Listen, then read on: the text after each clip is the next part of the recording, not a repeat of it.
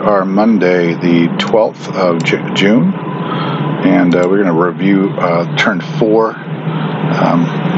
So I'm going to go kind of fast. There's a few surprises, but again, solid play. 15 infantry, 3 artillery. Okay, that is a cold, steely, kind of long game by Mr. AndrewAAgamer. Okay, so let's get them back. Okay, so we're going to take out Holland, Belgium. I thought that move was sus, and going to take that out easily. And then we have to take out this. He has to take out this Rostov, so we can open up the gateway to the south, to the Middle East, which is really where he's going in a lot of its games. So all that works. No big battles there. Rostov ends up with. Let's check it out just to make sure. Okay.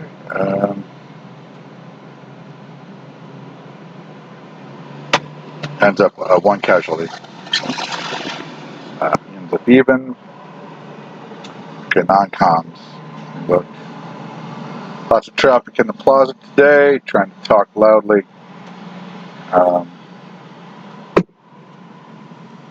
Let's try to do this. Okay, put that down there. Okay, so we have. He's moving in on the American incursion into Normandy, I think.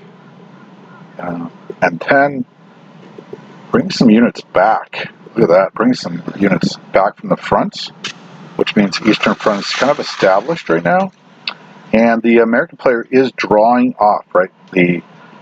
Drawing off troops and focus from the east, which is awesome.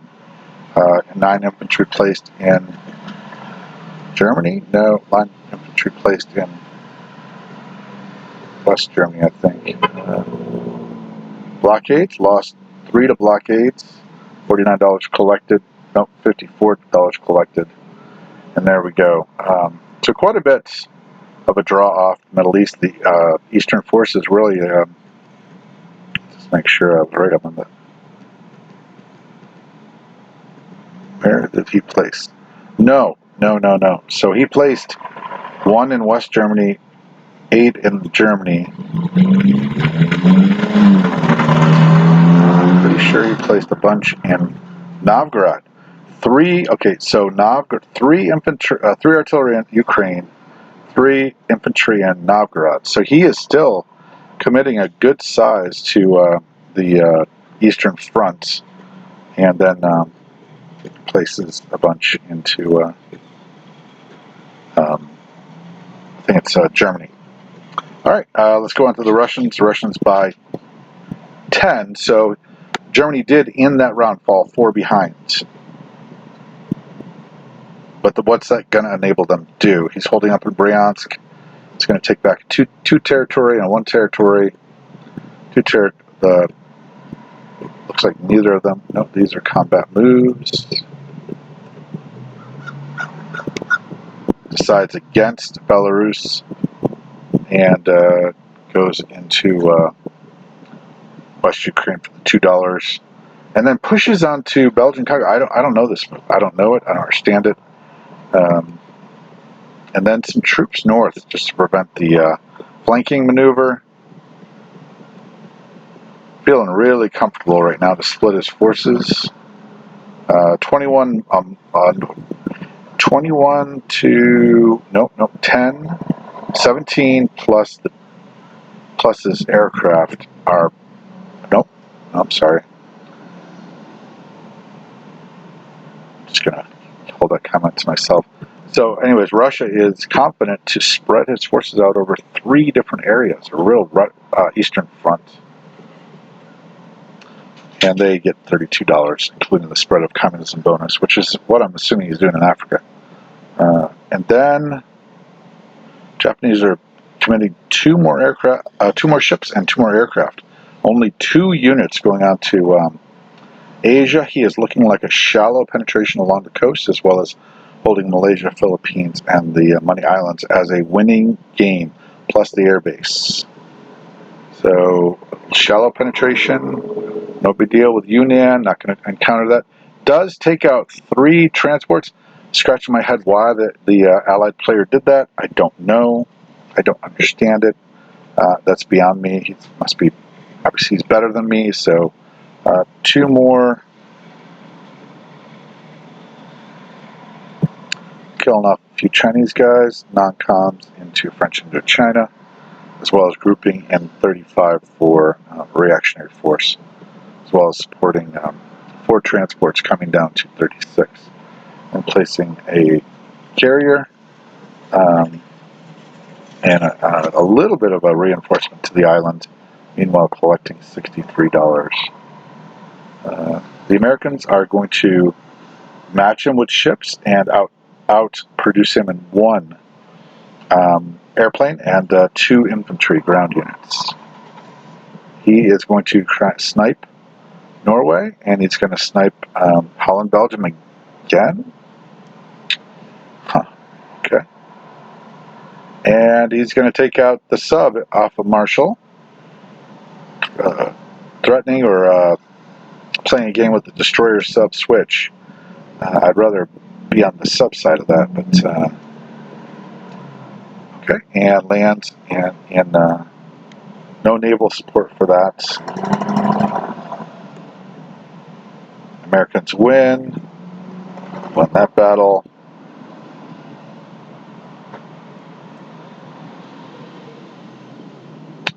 And a build-up in Carolines. Now, I don't see any definition here. In other words, this is just yada, yada, yada, build up big force.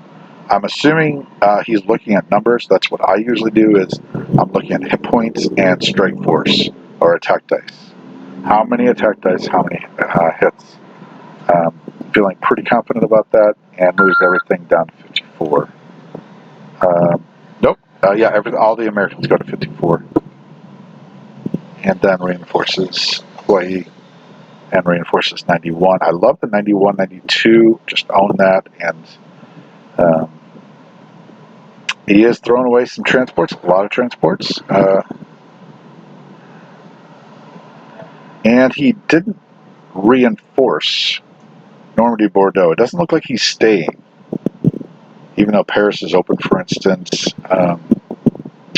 Obviously, there's a gamey portion of that everyone would think you'd want to move on to Paris, but of course, in this game, that's punitive. That's actually punished, which is frustrating. So Normandy, Bordeaux looks like it's just a sort of a dead end, except for he is pushing for Holland, Belgium, and he just wants to fight that battle. Okay, so what do we got here? So there we go, $87. What the heck? How's he making 87? Homeland. He ends with 67. He's got the homeland, 77. He's got 3 defensive obligations met for 82. Outer territories for 87. Don't know what that is. Okay, let's keep moving on. The purchase of 3 Chinese units takes back Guangxi. Again, we don't think the player is necessarily serious about deep penetration into China. So this is just a tit for tat, going back and forth. Look at that gamey aspect of the game where French Indochina is not that stacked. Yunnan is, but the Chinese can't go into French Indochina. They win, and he places more troops into Yunnan. No, he's going to actually move out of Yunnan, trying to get some action there, and he's going to move to Qichao to try to take central China, and then even push in probably into the industrial base, where there's 3s and 2s and all those things. And trying to get the Japanese to do that so he can actually kill them. Lots of artillery there, lots of infantry. Just hoping to provoke something and give away 6, but get back more. Try to kill some Japanese ground units. Okay, Burma Road's open, and that gives him $15. Okay, let's go with the British. 6 infantry, 1 artillery, 1 factory. So I think you might be surprised that a game this far into it, round 4, that there is so much purchase of infantry, but this is what good players do. Okay, and we are going to attack Ethiopia, maybe? Maybe not. And I got to pause the game.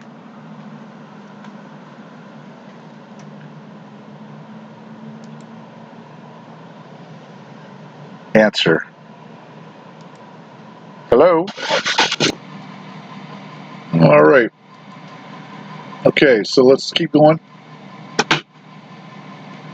Battleship moves down to 54. Oh boy, hold on. Combat moves. Okay, here we go. He considered going to Ethiopia. I think he decided not to. Not worth the $5. He went up to Belgian Congo. Battleship Burma. He's finally moved into Burma. Interesting. And moved the Chinese fighter down to Burma. All right.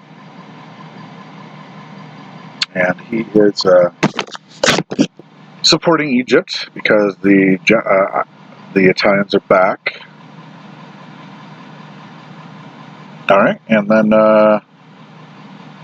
supports Norway, weakening. Oh,